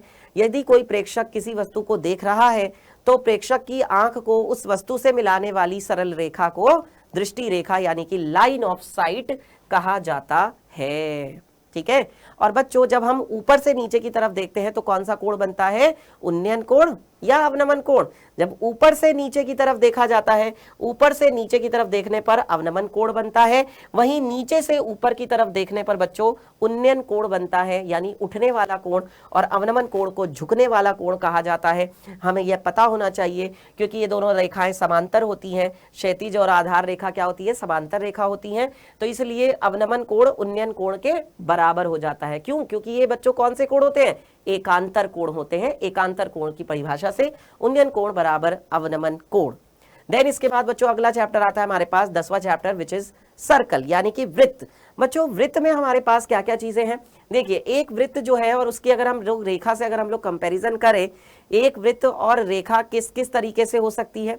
तो वृत्त के अंदर किसी स्थित बिंदु से जाने वाली रेखा वृत्त पर कोई स्पर्श रेखा नहीं है। अगर मान लो आपके पास ये एक वृत्त है और इस वृत्त के अंदर एक कोई पॉइंट है, मान लो ये कोई पॉइंट है, अब इस पॉइंट से एक रेखा जा रही है, तो ये इसकी बेटा जी कोई भी स्पर्श रेखा नहीं है। ये कोई भी रेखा खींच लो, इससे तो बहुत सारी रेखा खींच सकते हैं, लेकिन अंदर कोई अगर बिंदु होता है तो उससे एक भी स्पर्श रेखा नहीं खींची जा सकती। अर्थात इस स्थिति में वृत्त पर स्पर्श रेखाओं की संख्या क्या होती है, 0 होती है। ठीक है। सेकंड आता है कि अगर वृत्त पर स्थित कोई बिंदु है तो उससे आप केवल एक स्पर्श रेखा खींच सकते हो। देखो जिस भी बिंदु पर अगर बात करोगे, मान लो मैं इस बिंदु पर बात करता हूं, एक स्पर्श रेखा खींच सकते हो। अगर मैं इस बिंदु पर बात करता हूं, एक स्पर्श रेखा खींच सकते हो। मैं अगर यहां पर बात करता हूं, एक स्पर्श रेखा खींच सकते हो। तो यानी एक बिंदु पर प्यारे बच्चों एक स्पर्श रेखा खींची जा सकती है। आ रहा है सबको समझ में। अगला आता है बेटा जी थर्ड जो पॉइंट है कि अगर बिंदु वृत्त के बाहर हो जाए तो हम कितनी स्पर्श रेखा खींच सकते हैं। देखो बच्चों, ये आपके पास एक वृत्त है और इस वृत्त के बाहर एक क्या है बच्चों, बिंदु है। ये देखो, तो यहां से आपने एक इधर रेखा खींची, यहां से आपने एक इधर ऐसे रेखा खींची, तो यानी कहने का मतलब ये है दो अलग अलग बिंदुओं पर आप क्या खींच सकते हो प्यारे बच्चों, स्पर्श रेखा खींच सकते हो वृत्त पर। और ये जो दोनों स्पर्श रेखाएं होती हैं ये आपस में बराबर होती हैं, मतलब PA बराबर क्या हो जाएगा, PB हो जाएगा। दूसरी चीज आपको ये भी ध्यान रखनी है बेटा कि अगर आप केंद्र से इसको मिलाते हैं स्पर्श बिंदु को, तो ये क्या होता है, यहाँ पर लंब होता है। वृत्त की जो त्रिज्या होती है वो स्पर्श रेखा पर क्या होती है, लंब होती है। चाहे आप इसको इधर मिला लो, ये भी तो क्या बनेगी, त्रिज्या ही बनेगी ना। तो यानी ये वाला कोण भी कितने डिग्री का होगा, 90 डिग्री का ही होगा। वृत्त की त्रिज्या वृत्त की स्पर्श रेखा पर लंब होती है, मिलाने वाली रेखा पर लंब होती है, यही यहाँ पर लिखा हुआ है। ठीक है। और बच्चों अगला हमारे पास आता है कुछ महत्वपूर्ण कथन कि वृत्त के केंद्र से जीवा पर डाला गया लंब जीवा को क्या करता है, समद्विभाजित करता है। मान लो ये आपकी क्या है, जीवा है, और आपने क्या किया, केंद्र से इस पर जो है लंब डाला। ये केंद्र है O, ठीक है, जीवा की लंब, जीवा है AB, आपने यहां से लंब डाला तो ये वाला हिस्सा इस हिस्से के क्या हो जाएगा, बराबर हो जाएगा, यानी AP बराबर क्या हो जाएगा, PB हो जाएगा। ठीक है। दूसरा आता है बच्चों, इसका विलोम भी सत्य है। ठीक है। अच्छा, अगला क्या है बेटा, एक वृत्त की समान जीवाएं केंद्र से समदूरस्थ होती हैं। बेटा जितनी दूरी पर ये वाली जीवा है, क्योंकि ये देखो ये CD जीवा जो है किसके बराबर है, AB जीवा के, तो जितनी ये वाली दूरी होगी उतनी ही ये वाली दूरी होगी। ये मान लो बिंदु M पर है। ठीक है। फिर इसके बाद अगला आता है, एक ही वृत्तखंड में स्थित कोण क्या होते हैं, समान होते हैं। हाँ, एक ही वृत्तखंड में जो कोण होते हैं वो क्या होते हैं, समान होते हैं। मान लो यहाँ से इधर और यहाँ से इधर एक कोण इधर बनता है, एक कोण इधर बनता है, दोनों कोण आपस में क्या हो जाएंगे, बराबर हो जाएंगे। चक्रीय चतुर्भुज के सम्मुख कोणों के किसी भी युग्म का योगफल 180 डिग्री होता है। अब जैसे आप यहाँ पर देखो, इस चतुर्भुज को मिला दो, इस चतुर्भुज के इस कोण का और इस कोण का जोड़ जो है, ये सामने आपने के कोण है, इनका जोड़ 180 डिग्री होगा। जिसके शीर्ष चारों किस पर होते हैं, वृत्त पर होते हैं, उसे हम चक्रीय चतुर्भुज कहते हैं। हाँ जी, अगला जो आता है बच्चों, यहाँ पर हम अगला देखते हैं। अगला क्या होता है, वृत्तों से संबंधित क्षेत्रफल। वृत्तों से संबंधित क्षेत्रफल में क्या है बेटा, देखो यदि वृत्त की त्रिज्या व्यास क्रमशः R और D है तो क्या होता है हमारे पास, वृत्त का व्यास हो जाता है 2 गुणा में त्रिज्या, यानी त्रिज्या का डबल कर दो तो क्या मिल जाता है, व्यास मिल जाता है, D बराबर 2R। अगर आपको त्रिज्या चाहिए तो आपको क्या करना होता है, व्यास का आधा कर देते हैं, R बराबर D/2 होता है। वृत्त का जो परिमाप होता है बेटा, परिमाप को ही क्या बोलते हैं, परिधि कहते हैं, ध्यान रखना। परिमाप को क्या बोला जाता है, परिधि। तो 2πr से निकाला जाता है। इसमें आप इसको देखो ऐसे लिखोगे, अगर 2πr को आप क्या लिखोगे, आप इसको 2r गुणा पाई लिख सकते हो ना। अब ये जो 2r है ये तो क्या है, ये तो आपके वृत्त का व्यास है, यानी d गुणा क्या हो जाएगा, पाई। इसीलिए देखो क्या लिखा हुआ है, पाई d लिखा हुआ है। वृत्त का क्षेत्रफल क्या होता है, πr² होता है। अगला देखिए बच्चों, अर्धवृत्त का क्षेत्रफल अगर निकालें तो वो क्या हो जाएगा, वृत्त के क्षेत्रफल का आधा हो जाएगा, यानी 1/2 πr², क्योंकि आधा वृत्त है। लेकिन जब परिमाप की बात आती है बेटा, तो परिमाप में अर्धवृत्त की परिधि और अर्धवृत्त का व्यास दोनों चीजें आएंगी। देखो अर्धवृत्त की परिधि यानी यहां से लेके यहां तक, एक तो ये, और जो ये व्यास होता है ना, ये व्यास भी इसमें क्या हो जाता है बच्चों, जुड़ता है। तो यानी πr + 2r। बेटा क्वेश्चन पूछा जा सकता है, इसलिए मैं आपको बता रहा हूं, कंफ्यूज मत हो जाना। जैसे तुम क्षेत्रफल आधा कर देते हो, तुम लोग जो है परिमाप को भी आधा कर देते हो, गलत हो जाएगा। केवल πr नहीं आएगा, उस πr में ये πr कैसे आया है, क्योंकि देखो पूरे वृत्त का परिमाप क्या होता है, 2πr। अब क्योंकि आधा है तो आपने इसका आधा कर दिया, तो 2 से 2 क्या हो गया, कट गया, एक तो πr आ गया। इसमें व्यास भी 2r भी जुड़ेगा जब अर्धवृत्त की बात होगी, समझे कि नहीं। चलो अगला आता है बेटा जी, चाप और चाप एवं चाप की लंबाई। तो ये क्या हो जाता है, θ/360 डिग्री गुणा 2πr। चाप के लिए 2πr आता है, और जब बच्चों त्रिज्य खंड का क्षेत्रफल कहा जाता है तो वो आ जाता है आपके पास πr², θ/360 डिग्री। यहाँ पर बच्चों अगर आपसे पूछा जाता है वृत्त खंड का क्षेत्रफल, जैसे मान लो ये आपके पास क्या है, एक वृत्त है, और इसमें बच्चों ये मान लीजिए आपके पास क्या है, एक जीवा है। इस जीवा को बोल देते हैं AB, ये केंद्र हो जाएगा O, और ये वाला मान लो पॉइंट है आपका C। तो बच्चों अगर आपको इस क्या निकालना है, अगर आपको इस वृत्त खंड का क्षेत्रफल निकालना है, ये है वृत्त खंड, तो अगर इस वृत्त खंड का क्षेत्रफल निकालना है तो क्या करना पड़ेगा, लघु त्रिज्य खंड। त्रिज्य खंड का नाम है OACBO, त्रिज्य खंड के क्षेत्रफल में से त्रिभुज का क्षेत्रफल, ये जो बीच में त्रिभुज दिख रहा है इसका क्षेत्रफल घटाना पड़ेगा। ये है कंसेप्ट। चलिए अगला चैप्टर आता है हमारे पास पृष्ठीय क्षेत्रफल और आयतन। इसमें देखो बेटा घन के लिए क्या होता है, घन की तीनों भुजाएं बराबर होती हैं, तो घन का आयतन क्या हो जाता है, भुजा की घात 3 हो जाता है। घन का संपूर्ण पृष्ठीय क्षेत्रफल होता है 6a स्क्वायर। इसके बाद आता है बच्चों घनाभ। घनाभ में क्या होता है, लंबाई l, चौड़ाई b, ऊंचाई h। तो जो इसका आयतन होता है वो होता है लंबाई गुणा चौड़ाई गुणा ऊंचाई, तीनों की क्या कर देते हैं, गुणा कर देते हैं। जब घनाभ का संपूर्ण पृष्ठ निकालते हैं तो क्या होता है 2lb bh hl। ठीक है। इसके बाद अगला आता है बच्चों बेलन। बेलन में क्या होता है, बेलन का जो आयतन होता है वो जाता है पाई आर स्क्वायर एच। बेलन का जो बेटा संपूर्ण पृष्ठ होता है वो क्या होता है 2 पाई आर ब्रैकेट में h प्लस आर, और जो बेलन का वक्र पृष्ठ होता है वो क्या होता है 2 पाई आर एच। देखो वक्र पृष्ठ में क्या आता है बेटा, केवल ये साइड वाला हिस्सा आएगा, ये वाला। ठीक है। जब संपूर्ण पृष्ठ होगा तो उसमें ये वाला हिस्सा और ये वाला हिस्सा भी जुड़ जाता है, नीचे और ऊपर का आधार का क्षेत्रफल जुड़ता है। ठीक है। इसके बाद शंकु की अगर बात करें तो शंकु का आयतन होता है 1/3 बेलन का आयतन। बेलन का आयतन क्या होता है पाई आर स्क्वायर एच। ठीक है। शंकु का संपूर्ण पृष्ठ क्या हो जाता है पाई आर ब्रैकेट के अंदर l प्लस आर। ठीक है। देन उसके बाद बेटा शंकु का वक्र पृष्ठीय क्षेत्रफल क्या होता है पाई आर l, और उसके बाद शंकु की तिर्यक ऊंचाई क्या होती है अंडर रूट के अंदर h square plus R square, यही होता है हमारे पास l। फिर बेटा आता है गोला। गोले का आयतन क्या होता है 4/3 पाई आर क्यूब। अगर उसकी त्रिज्या कितनी दी गई है, अगर उसकी त्रिज्या जो है वो आपको आर दी गई है, त्रिज्या आर है तो वक्र पृष्ठ क्या हो जाएगा बेटा, गोले के लिए चाहे वक्र पृष्ठ का हो या संपूर्ण पृष्ठ का हो, दोनों बराबर होते हैं। चाहे इसको आप कुल पृष्ठीय क्षेत्रफल भी कह सकते हो, संपूर्ण पृष्ठ, या इसको आप लोग कुल पृष्ठीय क्षेत्रफल भी कह सकते हो। तो ये भी कितना हो जाएगा, ये भी आपके पास 4 पाई आर स्क्वायर हो जाएगा। अगर इसके बाद बात करें अगले की, जो आता है अर्धगोला, तो अर्धगोले के लिए क्या होता है, अर्धगोले का आयतन होता है 2/3 पाई आर क्यूब। फिर इसके बाद क्या हो जाएगा, गोलार्ध का वक्र पृष्ठीय क्षेत्रफल क्या हो जाएगा, गोलार्ध का वक्र पृष्ठीय क्षेत्रफल होता है 2 पाई आर स्क्वायर। लेकिन जब हम लोग संपूर्ण पृष्ठ लेते हैं तो बेटा संपूर्ण पृष्ठ में 3 पाई आर स्क्वायर आता है। क्यों, क्योंकि ये कैसे होता है 2 पाई आर स्क्वायर में जो ये आधार है, आधार का क्षेत्रफल भी जुड़ता है, तो 2 और 1 कितना हो जाता है 3 पाई आर स्क्वायर। 1 मीटर क्यूब किसके बराबर होता है 1000 लीटर के बराबर होता है। तो अगर आपको 1 लीटर का मान निकालना है तो आपको क्या करना पड़ेगा, 1/1000 मीटर क्यूब करना पड़ेगा। समझ में आ रही बात। चलिए वर्ग माप की अगर बात करें बेटा, ये आपका चैप्टर आ चुका है। अर्धगोले के बाद आ चुका है बेटा आपका अगला चैप्टर सांख्यिकी। सांख्यिकी वाला अध्याय है बेटा ये, सांख्यिकी वाला चैप्टर, यानी कि 13वां चैप्टर सांख्यिकी। अगर इसकी बात करें वर्ग माप क्या होता है, उच्च सीमा में से निम्न सीमा घटा दो। ठीक है। जैसे आपको मान लीजिए क्या दिया गया है, एक वर्ग दिया गया है 20 से 30। ठीक है। आपको इसकी वर्ग माप निकालनी है तो क्या करोगे, 30 में से 20 घटा दोगे। 30 में से 20 घटाओगे कितना आएगा, 10 आ जाएगा।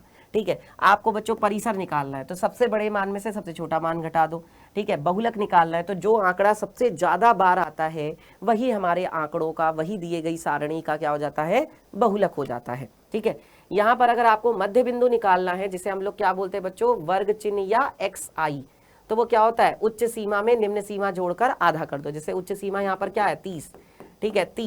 30 में क्या जोड़ दो 20, और इसका क्या कर दो फिर आधा। 30 और 20 कितना हो गया 50। 50 का क्या कर दिया आधा, यानी कि आ गया आपके पास 25। ठीक है। अगला होता है बेटा जी प्रत्यक्ष विधि से माध्य निकालना, सिग्मा एफआई एक्सआई बटे सिग्मा एफआई होता है। अगर हम कल्पित माध्य विधि लगाते हैं तो A plus sigma phi D I बटे सिग्मा एफआई हो जाता है, जहां पर डी आई किसके बराबर होता है, एक्सआई माइनस ए के बराबर। पद विचलन विधि, या जिसे हम पग विचलन विधि कहते हैं, अगर इससे निकालते हैं तो A plus sigma FI UI बटे सिग्मा एफआई होता है। यूआई निकालने का तरीका होता है एक्सआई में से ए घटाकर एच से भाग दे देते हैं।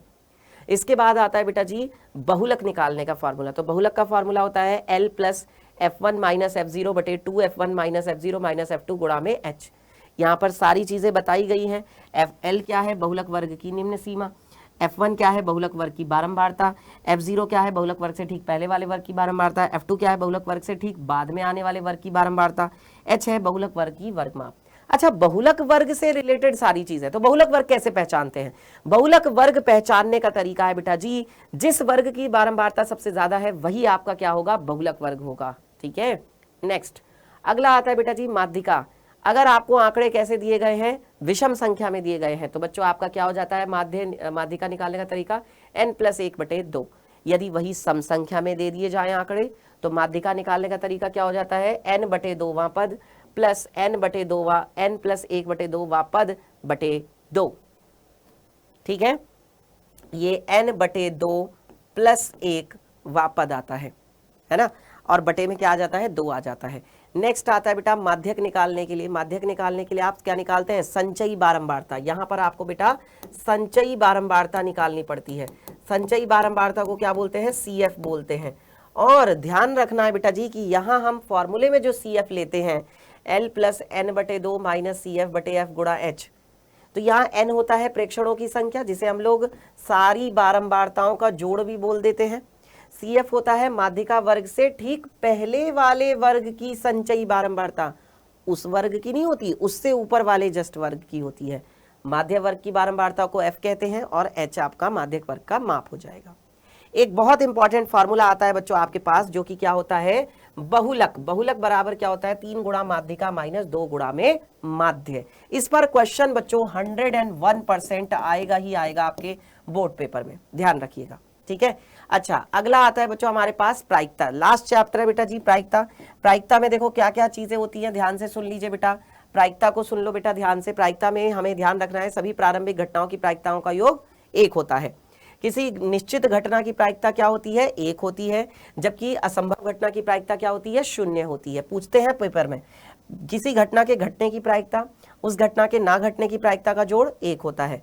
और किसी भी घटना की जो प्रायिकता की रेंज होती है बेटा वो कहां से कहां तक होती है, 0 से 1 तक होती है, यानी 0 से 1 के बीच में हो सकती है। ना 0 से कम होगी और ना 1 से ज्यादा होगी। 1 से बड़ी भी नहीं हो सकती, 1 से बड़ा नहीं हो सकता, 0 से छोटा नहीं हो सकता। 0 से छोटा मतलब ऋणात्मक भी नहीं हो सकता प्रायिकता का मान। और बेटा किसी भी घटना की जो प्रायिकता होती है वो कैसे लिखी जाती है, PE बराबर लिखी जाती है अनुकूल परिणाम, अनुकूल परिणाम, अनुकूल परिणाम, और बटे में क्या आता है, अनुकूल परिणाम बटे में आता है कुल परिणाम। अनुकूल परिणाम वो होते हैं जो हमारे फेवर में होते हैं, यानी जो हमारे अनुकूल होते हैं वो अनुकूल परिणाम कहलाते हैं। और जब हम कोई प्रयोग करते हैं, जब हम कोई एक्सपेरिमेंट करते हैं, तो एक्सपेरिमेंट करने पर बेटा जितने भी संभव परिणाम हो सकते हैं, जैसे एक पासा फेंका जाता है तो पासे को फेंकने पर कौन कौन से अंक आते हैं, 1 2 3 4 5 6, ये सारे के सारे क्या हो जाएंगे, कुल संभव परिणाम हो जाएंगे। जब एक सिक्का उछाला जाता है तो सिक्के पर क्या होता है, हेड और टेल होता है, तो ये संभव परिणाम हो जाएंगे। अब बात करते हैं बच्चों ताश की गड्डी की, जो जानकारी बहुत ज्यादा इंपॉर्टेंट है। आप लोगों को बेटा ये काम आएगी आपके बोर्ड पेपर के लिए, ध्यान से सुन लीजिए। बस 2 मिनट की बात है बेटा जी, क्लास खत्म होने वाली है। एंड इसके बाद बेटा जी आप लोग मुझे कमेंट सेक्शन में बताइएगा कि आज की क्लास आप लोगों को कितनी हेल्पफुल लगी, कितना आपको ये जो है अच्छी लगी। मिलते हैं फिर अगली क्लास में, लेकिन उससे पहले बेटा जी इसको सुन लीजिए, सुनते सुनते जाओ। ताश की गड्डी में टोटल कितने पत्ते होते हैं, 52 पत्ते होते हैं। अब 52 में से क्या होते हैं बेटा, 26 यानी कि आधे लाल होते हैं और 26 क्या होते हैं बच्चों, काले होते हैं। आधे लाल पत्ते होते हैं और आधे क्या होते हैं, काले पत्ते होते हैं। आधे लाल आधे काले, 26 लाल 26 काले। लाल पत्तों में 2 तरह के पत्ते आते हैं, एक तो होता है बेटा पान का पत्ता और एक होता है आपके पास ईंट का पत्ता। अब कौन से पत्ते बचे हमारे पास, अब पत्ते बचते हैं चिड़ी के और हुकुम के। चिड़ी के पत्ते बचते हैं और हुकुम के पत्ते बचते हैं, आधे चिड़ी के और आधे हुकुम के। तो 13 पत्ते होते हैं बच्चों पान के, 13 पत्ते होते हैं ईंट के, 13 पत्ते होते हैं चिड़ी के, 13 पत्ते होते हैं हुकुम के। ठीक है, पान और ईंट का पत्ता कैसा होगा, लाल होगा। कैसे याद रख सकते हो, जब हम पान खाते हैं तो हमारी जीभ लाल हो जाती है, हमारा मुंह लाल हो जाता है, तो इसलिए पान का पत्ता लाल। और ईंट का कलर तो रेड होता ही है ना, ईंट का कलर तो बेटा रेड होता ही है। अच्छा ये 13 जो पत्ते हैं इनमें कौन कौन से पत्ते होते हैं, देखो एक तो आपके पास क्या होता है, एक तो आपके पास इक्का होता है, एक इक्का होता है। और फिर 2 से लेकर के 10 तक कुल कितने पत्ते, कुल 9 पत्ते। 2 से लेकर 10 तक जिस पर क्या लिखा होता है, नंबर लिखे होते हैं, तो कुल 9 पत्ते होते हैं। और बेटा जी एक यहाँ पर क्या होता है, एक आपका यहाँ पर बादशाह होता है। जब एक बादशाह है तो उसकी एक बेगम भी होगी, एक बादशाह है तो उसकी एक बेगम भी होगी, और अगर एक बेगम है तो उनका फिर एक गुलाम भी होगा। और इस प्रकार से टोटल 13 पत्ते हो जाते हैं। और यही 13 पत्ते बेटा जी हर सेट में होते हैं, यही 13 पत्ते जो है बेटा हर सेट में होते हैं। यही 13 पत्ते यहाँ भी होंगे, फिर यही 13 पत्ते जो है वो यहाँ पे भी होंगे, और यही 13 पत्ते जो है वो यहाँ पे भी होंगे। तो हर सेट में 13-13 पत्ते होते हैं, जैसे मैंने आपको अभी यहाँ पर बताया। अगर आपसे पूछा जाता है कि बच्चों चित्र वाला पत्ता यानी कि तस्वीर वाला पत्ता, फेस कार्ड जिसको बोलते हैं, तस्वीर वाला पत्ता, कितने तस्वीर वाले पत्ते होते हैं? देखो यहाँ पर 3 तस्वीर वाले पत्ते यहाँ हैं, 3 तस्वीर यहाँ पे है, 3 यहाँ पे है, 3 यहाँ पे, यानी टोटल 12 तस्वीर वाले पत्ते होते हैं, 12। ठीक है। हुकुम का इक्का कितना होता है? तो हुकुम के पत्तों में एक इक्का होता है, हुकुम का एक इक्का होता है। लाल बादशाह कितने होते हैं? लाल रंग के बादशाह, तो लाल रंग के पत्तों में एक बादशाह यहां पे है, एक बादशाह यहां पे है, तो 2 बादशाह हो गए लाल रंग के। ऐसे बेटा जी क्वेश्चन पूछा जाता है आप लोगों के बोर्ड पेपर में। तो प्यारे बच्चों, जानने से पहले एक बहुत इंपॉर्टेंट बात जो आप सभी बच्चों के लिए है बेटा, वो है अग्नि बैच। अग्नि बैच जो है बेटा जी आपका क्रैश कोर्स है। इसको ज्वाइन करने के लिए मैं बता देता हूं बेटा जी क्यों ज्वाइन करना चाहिए।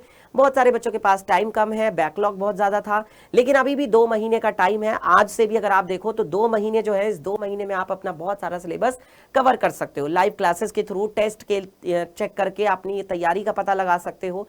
एंड इसके अलावा बेटा जी आपको यहाँ पर जो है मिलता है सुपर 500 क्वेश्चंस की पीडीएफ, 5 मॉडल पेपर ऐसे जो कि बिल्कुल बोर्ड के पेपर के जैसे होंगे बच्चों। इसके अलावा आपको हम यहाँ पर सारे सब्जेक्ट पढ़ा रहे हैं, science, maths, English, SST. And बच्चों क्या कर सकते हो आप? इस बैच को ज्वाइन करने के लिए सिर्फ 499 रुपए देने हैं, मतलब 500 रुपए भी नहीं है बेटा जी, है ना। तो मैं ये कहूंगा कि बेटा जी इस ऑफर को जाने मत दो अपने हाथ से। ये ऑफर जो है बेटा सीमित समय के लिए है, 14 दिसंबर से लेके 21 दिसंबर तक बेटा जी। लेट नहीं करना है, आज ही ज्वाइन करें अग्नि बैच और अपने टॉपर बनने की तैयारी शुरू करो बेटा। बैच ज्वाइन करने के लिए 0124715850 पर आप कॉल कर सकते हो, या आप लोग बेटा जी ये भी कर सकते हैं, गूगल फॉर्म दिया गया होगा लिंक डिस्क्रिप्शन में, आप वो भी भर सकते हैं। प्यारे बच्चों, आज की क्लास कैसी लगी मुझे आप सभी बच्चे जो है कॉमेंट करके बताइएगा। आज की क्लास बढ़िया लगी, आपको हेल्पफुल लगी, कितनी हेल्प देगी आपको आपके बोर्ड के पेपर के लिए। आपने सारे फॉर्मूले एक साथ एक ही क्लास में सीख लिए, और मुझे लगता है ये बहुत बड़ी बात है बेटा जी। याद रखिए, जब अमित सर आपके साथ हैं फिर डरने की क्या बात है।